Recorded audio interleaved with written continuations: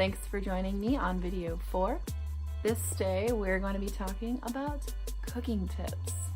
So things I do in the kitchen to help reduce the amount of toxins in my tools that I'm using, in the pans that I'm cooking in the oils that I'm using, and also the temperatures and the methodologies in cooking in the kitchen, which a lot of people seem to be terrified of doing, is cooking in the kitchen, or they don't know how.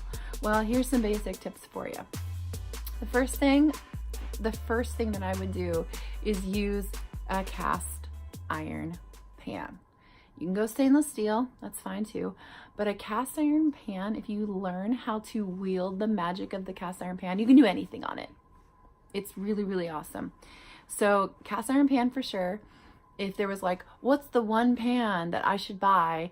And if you had no other pan to saute vegetables in, or to cook meat in, or to cook anything in, eat eggs, pancakes, anything, cast iron pan. And you need to learn how to use it. It's not complicated. It just takes a little practice.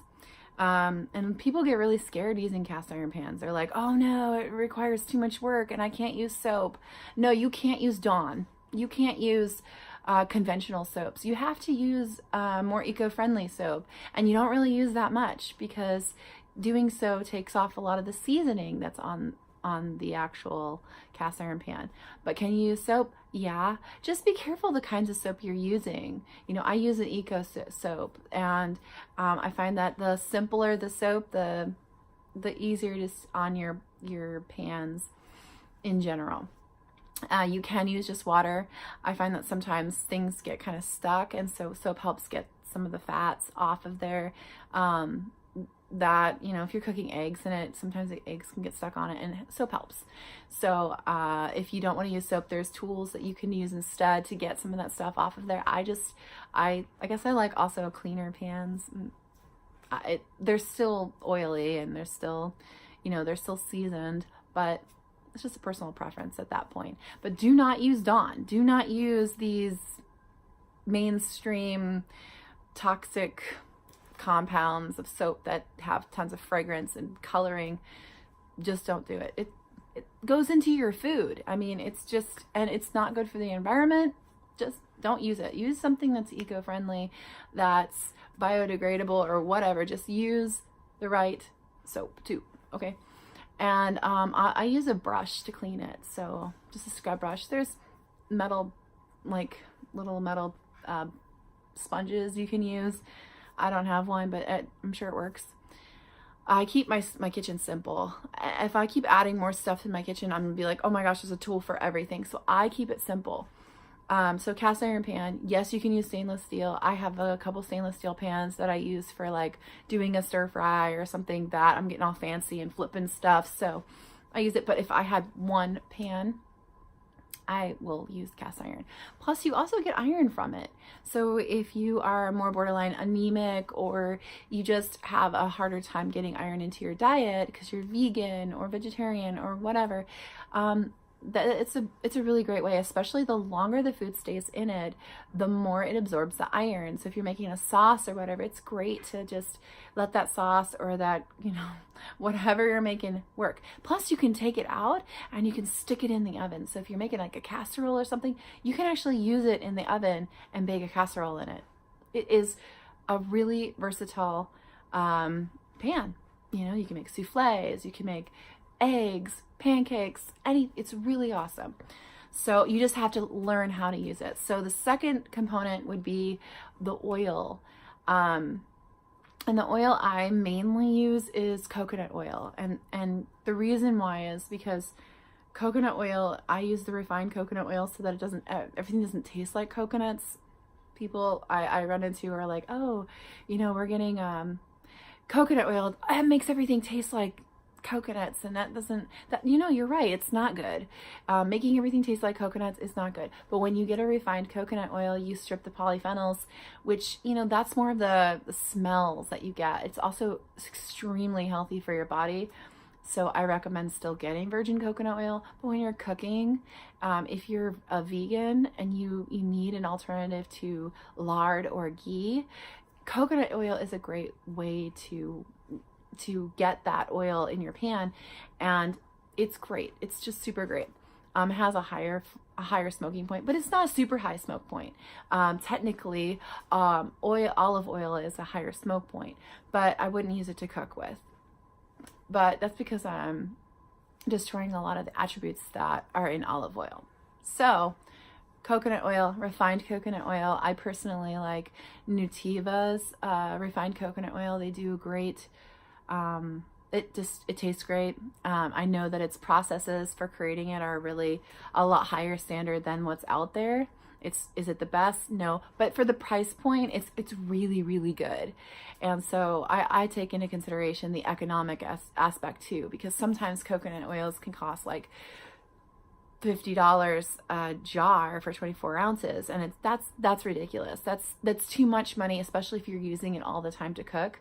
And another thing you can do is, if you do want to buy a higher quality coconut oil, you can do so, but use different methodologies when you're cooking so that you reduce the amount of oil you're using overall. There's another way of doing it. So yes, coconut oil is a great one. Plus it's antibacterial. So I usually have like a glass jar of it, and I just keep a spoon in there and I use it to cook, and that's it. I just keep using it. It's really clean. It's good. It's great. So it's super good oil to use. If I am cooking something for a longer period of time, or if I'm making meat or even vegetables, in my cast iron pan, I have a lid. So what I do is, and it's a glass lid. You can use a metal lid. It doesn't matter. The lid isn't as necessary as long as it's not like a plastic lid or anything like that. You just want to make sure you can seal it to create a steam. And what I use as a methodology to cook meat and vegetables is broths. I use like a bone broth, or I use a vegetable broth. For you vegans out there, you can use vegetable broth to cook vegetables.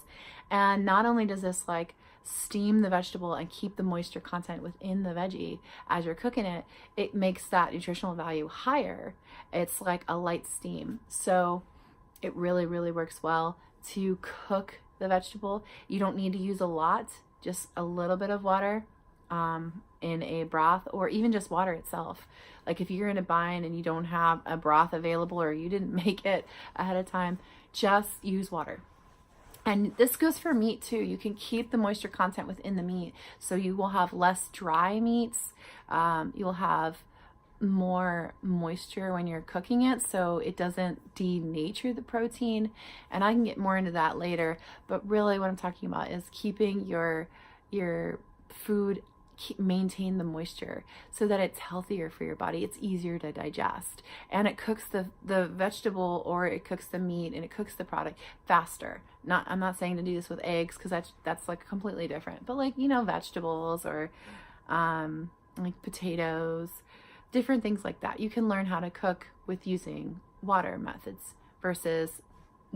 methods versus oil, because when you have food cooking in oil for a long time, it loses moisture. It causes the oil to overcook. It causes the food to get just less healthy. So when you use a water-based solution to cook your foods in, you're really doing a lot of justice for both the food and yourself. And if you want it to have that sauteed in oil kind of flavor, use less water and cover it to cook most of the way. And then when you uncover it, you lose that steam, and then you can add the oil in at the end. And this is a great time to reduce the heat and add things like olive oil, extra virgin olive oil, because really when you heat extra virgin olive oil, it becomes more toxic. So you really want to keep that heat low so you're like finishing off whatever it is you're cooking, and you're just adding the flavor. And there is a good flavor of cooked oil. It's delicious. So do it at the end so that you're not getting that smoke point. You're not even hitting close to it. You're not worrying about what temperature it is, because I don't know about you, but like how many of us sit there and like cook and we're like, oh, is it 342 yet? I mean, I can't get this oil. That it takes the fun out of cooking. And not only that, but you're like thermometer and, oh, what new device do I need? Where did it go? Like just, and medium heat isn't always the same on all like stove tops. You know, some get a little hotter than others. Electric gets a certain degree, and you know, it's way higher on a medium than, or it's not a standard. It's like each stove has its own little quirk, and we all just have to get used to what that quirk is. Like gas stoves, sometimes it has a bigger burner, you know, or a smaller one. You're like, oh, I need to turn it to medium. Like, that's too much stress. Just make it simple. So yeah, cooking in a water-based solution makes things simple because you don't have to worry about it burning. I mean, the food might burn if the water goes away, but pay attention to your food. You know, cover it, keep that moisture in, pay attention to what you're cooking, learn how to cook in a moisture bath, or however you want to say it. And another thing is with your cast iron pans, you're going to have to, afterwards, when you're done cooking in it, you just clean it off and put it back on the stove. You can add more oil to it to season it, and you can I usually take coconut oil and just rub it all over the pan. So yeah, there's a little bit of coconut oil, but when you add the water when you're cooking, it still doesn't heat the oil too much. You're just using that to kind of coat the pan, to season the pan, and that's not the same thing. You're not like having a dry pan on the stove, just turning up the heat and letting it get high, because then you'll hit the smoke point. So water helps create that, and there's a really cool scientific explanation for that, and I'm not gonna give that to you because I bet you can look that up. So I'm just not gonna spend an hour talking about the scientific reason that water and oil work well together to keep things from overheating. That would be boring right now. I can't imagine it. But and the other thing I was gonna talk about, oh yeah, utensils. I see people who are making the steps and they're getting their cast iron pan, and it's like, yes, and they're using their coconut oil, and they're doing the water, and they're steaming their foods, and they're cooking things less time, lower heats. They're doing awesome. And then they use that plastic spoon, and they're just like, yeah, mixing it all up. And I'm like, you almost made it. So the plastic spoons, just replace with wooden spoons. Just get wooden spoons. And the more you can get a wooden spoon that's more handcrafted and not like just produced with different kinds of plastics made to create the wooden spoons, are great. So people who make their own spoons, you can go to like farmers markets or on Etsy, and they've just got wood spoons they've got wood oil that they're using, like it's like a wax, like not a honey wax. What is the one I was using? I don't know. It's just like a walnut oil, and they'll put it on their spoons, and that's what they do. I mean, like, they press everything together, and they've got it's a good wooden spoon. Plus, it's like supporting local artisans versus big corporate chains that are mass producing these in China. So you use things that are having good energy, use things that are not plastic. I don't even use silicone to cook in. I stay away from the silicones and plastics as much as I can. I don't even bake in silicone. I bake in cast aluminum or cast iron, stainless steel. So I try to stay and avoid Teflon, things like that. And if you're going to use olive oil or extra virgin olive oil or safflower oil or avocado oil, you can use sunflower oil to bake in. If you really want to use safflower oil, you can use safflower oil to bake in as well. If you're going to cook on the stovetop and you want to make it a little more oily of a dish, add it towards the end. Like if you're making a chili, that's fine. It's more water-based, so you can add the oil in with the water base. But if you're going to cook some beef and you're stir-frying it and you steam it for a little bit, get it cooking through, then you add the oil, and you can get a nice little saute cover for it. Add your seasonings once the water's gone, and cook it on a lower heat. And I don't mean low, I just mean like medium low. You will figure it out when you're actually doing the work yourself in the kitchen, and you're like, just experimenting, and you'll start to figure out where that perfect point is. But don't be afraid. It's a great adventure to learn how to cook your own foods and learn how to cook them in the right things. Like, you really only need a cast iron pan, coconut oil, and a wooden spoon, and you are set. That's 3 things really that you can make so many things from that, and on a lid. So the lid on the cast iron pan is important. So I guess you could say 4 things, but and broth, but you can use water. So I'm still sticking with 4 things because you have water when you're cooking, and that's great for vegetables. So those are my tips for cooking with cast iron, cooking with less toxins. You're reducing the toxin load in your system and your food, and you're eating cleaner and healthier and better for your body. And you can do this whether you're vegan, vegetarian, paleo, animal eating, whatever. You can use this method of cooking for whatever way you actually eat. It doesn't matter. Oh, and also a really good brand is Lodge.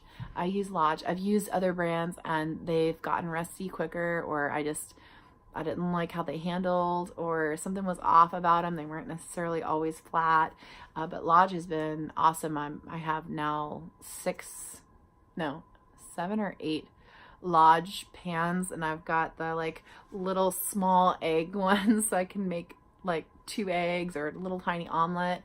I've got the medium size, the large size, and I've even got muffin pans and a pizza pan. Oh yeah, the pizza pan's awesome. And I'm trying to think what else. And a bread pan. I mean, they're so cool. So you get a little bit more like excited when you can start to do things in different pans, and you're all like, oh man, I can make a pizza crust in a cast iron pan. Yeah, it's really cool. Anyway, thank you again for watching, and look forward to more videos with you and sharing this experience of learning how to do the videos and just getting my vibe on with all the new information that I'll be giving you for free on my website and on YouTube. Thanks for watching.